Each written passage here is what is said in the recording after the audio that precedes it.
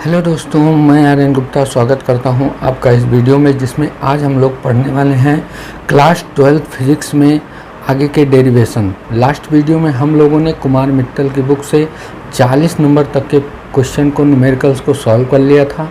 आज उसके आगे गॉस की प्रमेय शुरू होती है, तो आज हम गॉस की प्रमेय वाला टॉपिक शुरू करते हैं। लेकिन गॉस की प्रमेय को पढ़ने से पहले वैद्युत फ्लक्स को जानना बहुत ही आवश्यक है, बहुत ही इम्पोर्टेंट टॉपिक है। आज हमने इस वीडियो में आपको वैद्युत फ्लक्स और क्षेत्रफल सदिश के बारे में बताया है। बहुत ही इम्पोर्टेंट टॉपिक है। वीडियो अगर अच्छी लगे तो वीडियो को शेयर करें, लाइक करें, और कैसी लगी ये हमें कमेंट में ज़रूर बताएं। तो चलिए शुरू करते हैं आज का अपना टॉपिक। और अगर वीडियो देखने के बाद आप लोग इसका पीडीएफ चाहते हैं तो पीडीएफ आपको हमारे टेलीग्राम चैनल पर मिलेगा, जिसका लिंक मैं नीचे डिस्क्रिप्शन बॉक्स में दे दूंगा। आप लोग वहां से जाकर उसे ज्वाइन कीजिए और वहां से आपको सारे स्टडी मटेरियल दिए जाएंगे, इसलिए उसको फॉलो ज़रूर कीजिए। तो चलिए शुरू करते हैं आज की अपनी क्लास। वैद्युत फ्लक्स से रिलेटेड क्लास है। हम आपको लेकर चलते हैं अपने स्टडी टेबल पर। वहाँ आप लोग कॉपी पेन निकाल लीजिए और हमारे साथ जो भी मैं पॉइंट्स आपको बता रहा हूँ उसको नोट कीजिए, क्योंकि बहुत ही इम्पोर्टेंट टॉपिक है। तो चलिए शुरू करते हैं आज के अपनी ये क्लास। तो स्टूडेंट्स, आ गए हम अपने स्टडी टेबल पर। आज हम पढ़ेंगे वैद्युत फ्लक्स। वैद्युत फ्लक्स में को जानने से पहले इसमें सबसे मोस्ट इम्पॉर्टेंट है हमें क्षेत्रफल सदिश को जानना। एक क्षेत्रफल सदिश क्या होता है, जिसे हम इंग्लिश में बोलते हैं एरिया वेक्टर। ठीक, क्षेत्रफल सदिश। क्षेत्रफल जो है अदिश राशि है, लेकिन क्षेत्रफल सदिश जो है वो क्या है, सदिश राशि है। तो आइए देखते हैं क्षेत्रफल सदिश क्या है। ठीक है, चलिए शुरू करते हैं अपना आज का टॉपिक। आप लोग हमारे साथ अपनी कॉपी पेन निकाल लीजिए और जैसे जैसे हम समझा रहे हैं आपको और डेफिनेशन बता रहे हैं, फिगर समझा रहे हैं, वैसे वैसे आप वीडियो को पॉज करके अपना नोट्स बनाते रहिए। चलिए देखते हैं क्षेत्रफल सदिश क्या है। क्षेत्रफल सदिश किसी तल के, यहाँ पर मैं पहले एक डेफिनेशन लिख देता हूँ, इसके बाद आप लोगों को भी समझाता हूँ। लिखेंगे किसी तल के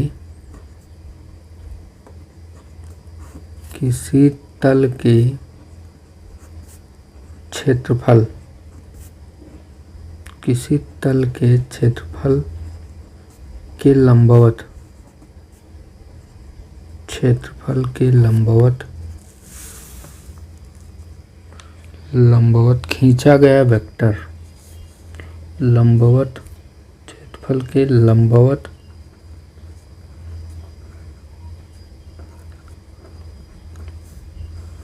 खींचा गया वेक्टर,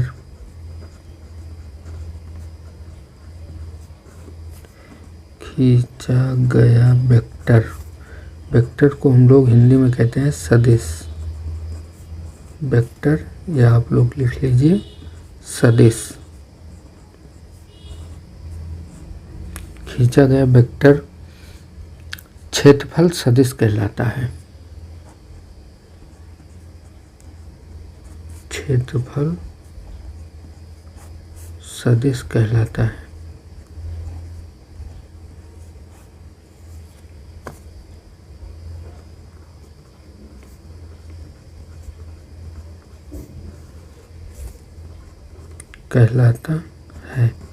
ठीक, डेफिनेशन मैंने लिख दिया।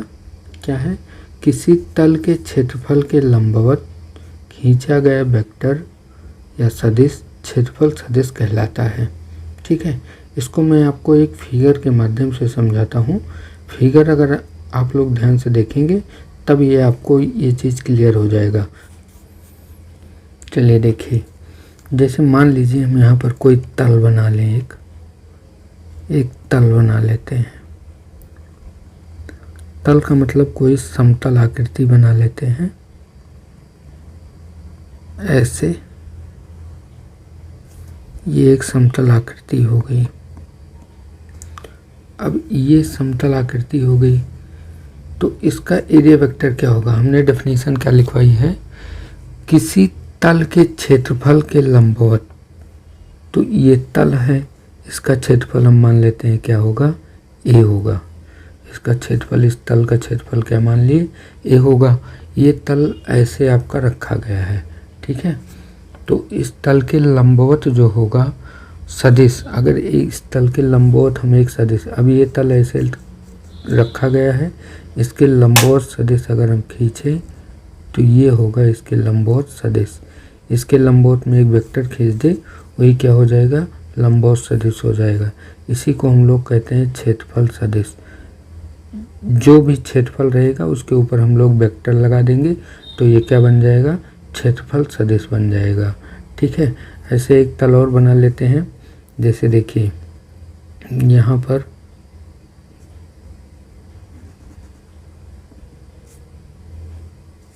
मान लीजिए एक तल हो गया, एक तल हो गया। अब ये तल जो है ऐसे रखा है, ऐसे, तो यहाँ पर जो इसका एरिया हम मान लेते हैं क्या है, इसका क्षेत्रफल ए है, इसका भी क्षेत्रफल हम क्या मान लेते हैं, ए है। तो क्षेत्रफल सदिश जो होगा इसका, इस तल के लंबवत ऊपर की ओर होगा। यानी अगर ये कागज़ का तल ऐसे रखा है तो ये ऐसे ऊपर की ओर डायरेक्शन में होगा, ठीक है। इसे बोलते हैं हम एरिया वेक्टर, क्षेत्रफल सदिश। इसे हम किससे दिखाते हैं, वेक्टर ए से। ये हमेशा जो क्या होता है, तल के लंबवत होता है। कोई भी आकृति लेकर बनाएंगे तो ये हमेशा क्या होता है, तल के लंबवत होता है। जैसे मान लीजिए एक आकृति और बना लें,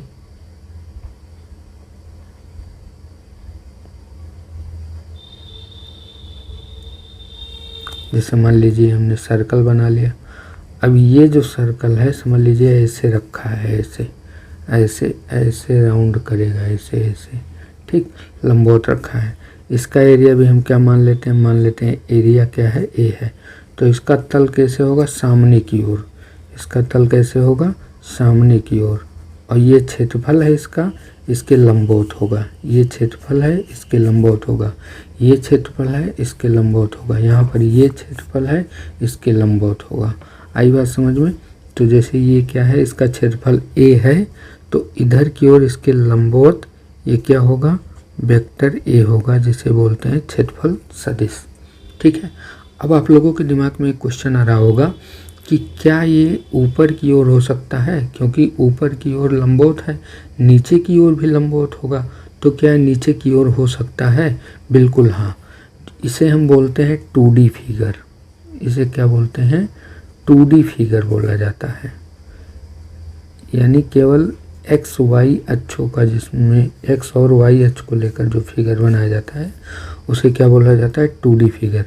तो 2D फिगर में दोनों तरफ हो सकता है, क्योंकि ऊपर की ओर भी हो सकता है और लंबवत नीचे की ओर भी हो सकता है, ठीक है।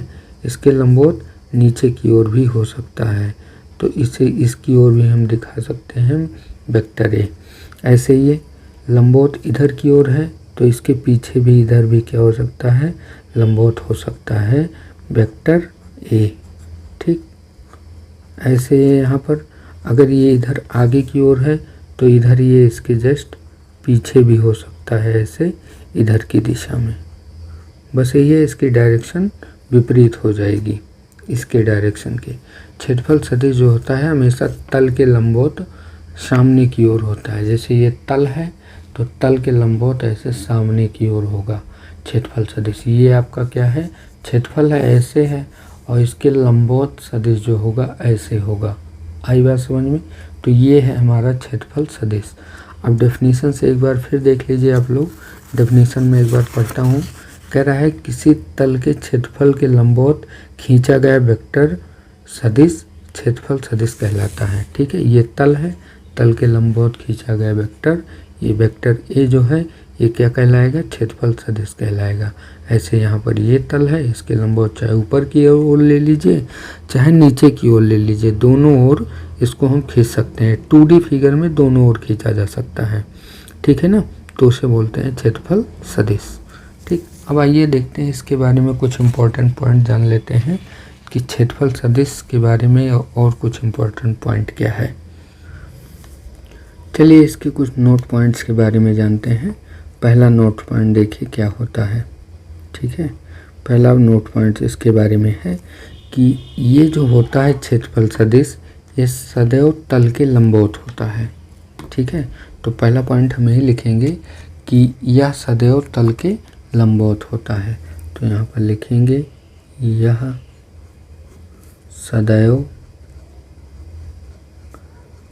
तल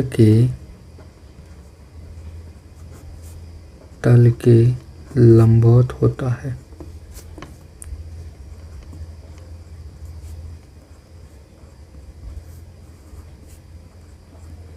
यह सदैव तल के क्या होता है? लंबवत होता है। तल कैसा भी रखा रहे हमेशा उसके लंबवत में होगा। ठीक है। अगला पॉइंट्स देखते हैं। अगला पॉइंट्स क्या है? इसको अगला पॉइंट जो है अभी हमने पढ़ा कि 2D वस्तुएं जो होती हैं, 2D वस्तुएं या 2D फिगर जो होते हैं, 2D फिगर में 2D फिगर में यह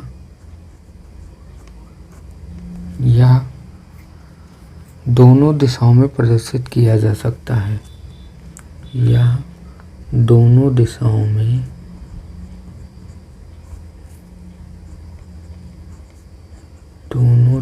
में प्रदर्शित किया जा सकता है।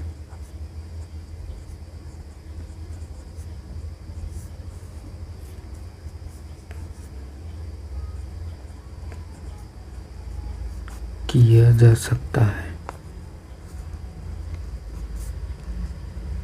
2D फिगर में इसे दोनों दिशाओं में हम प्रदर्शित कर सकते हैं। अभी हमने आपको दिखाया फिगर में। अगला पॉइंट जो है 3D में क्या होगा? अब 2D में तो दोनों दिशाओं में प्रदर्शित किया जा सकता है, क्या 3D में भी ऐसा किया जा सकता है? तो जवाब होगा नहीं। तो 3D में क्या होगा? यहाँ लिखेंगे 3D वस्तुओं में या 3D फिगर में 3D फिगर में फिगर हो या ऑब्जेक्ट हो, कोई भी ऑब्जेक्ट हो, 3D ऑब्जेक्ट हो, 3D फिगर में यह सदैव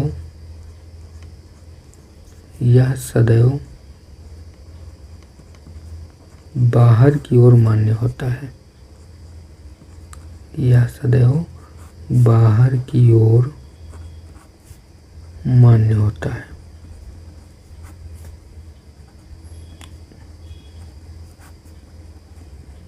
मान्य होता है। ये दो पॉइंट्स तो हमने अच्छे से समझ लिया। अब ये तीसरा पॉइंट देखिए आप लोग कि 3D फिगर में यह सदैव बाहर की ओर मान्य होता है।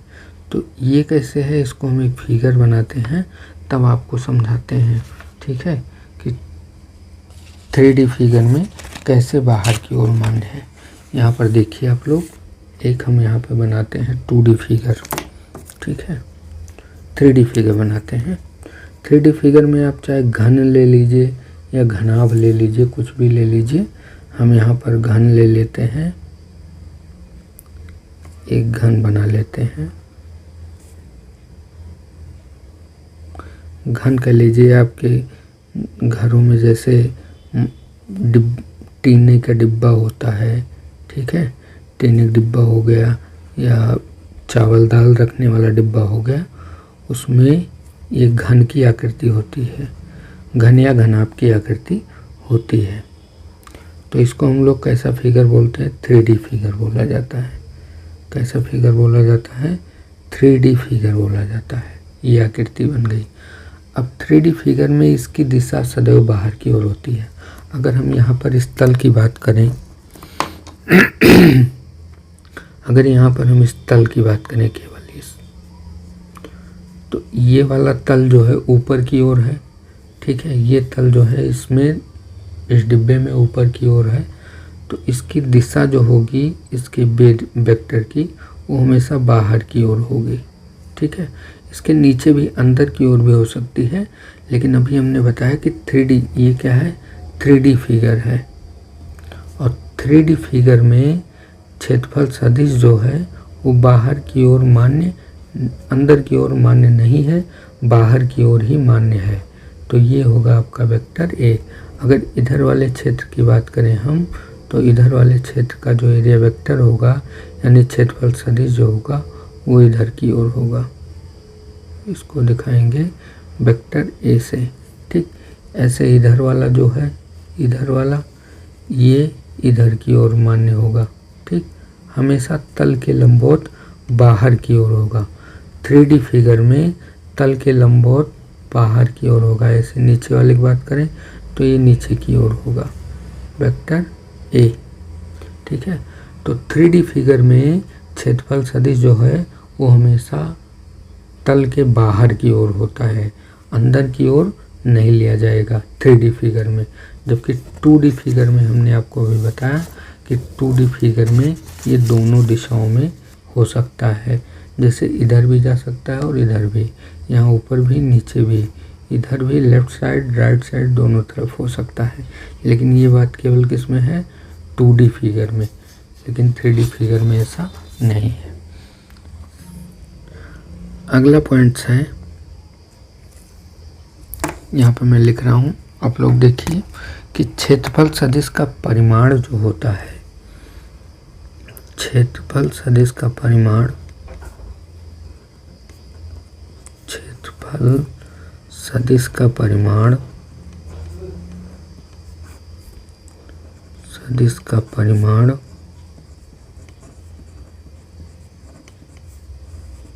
पृष्ठ के क्षेत्रफल के बराबर होता है। पृष्ठ के क्षेत्रफल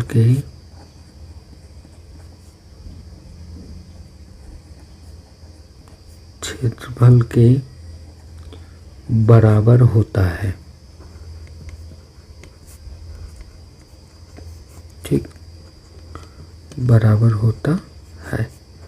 अब हम लोग जानते हैं कि किसी वेक्टर को दिखाने के लिए, किसी सदिश को दिखाने के लिए परिमाण और दिशा की आवश्यकता होती है। तो हम जानते हैं कि सदिश को दिखाने के लिए परिमाण और गुणित दिशा, इन दोनों की ज़रूरत होती है एक सदिश को व्यक्त करने के लिए। ठीक है, तो यहाँ से अगर देखिए कि अगर हमें क्षेत्रफल सदिश दिखाना है यानी वेक्टर ए को दिखाना है, एनसीईआरटी बुक में डीएस वेक्टर दिया है। ठीक है, तो उससे कोई दिक्कत नहीं, क्षेत्रफल हम मान सकते हैं कुछ भी। तो ये वेक्टर ए दिया है, तो वेक्टर ए बराबर क्या होगा, इसका परिमाण निकालेंगे तो इसका परिमाण हो जाएगा ए, और इसकी दिशा, तो इसकी दिशा में कोई एकांक सदिश, दिशा दिखाने के लिए हम किसका प्रयोग करते हैं, एकांक सदिश का प्रयोग करते हैं। तो इसको दिखाने के लिए हम एन कैप का प्रयोग करते हैं।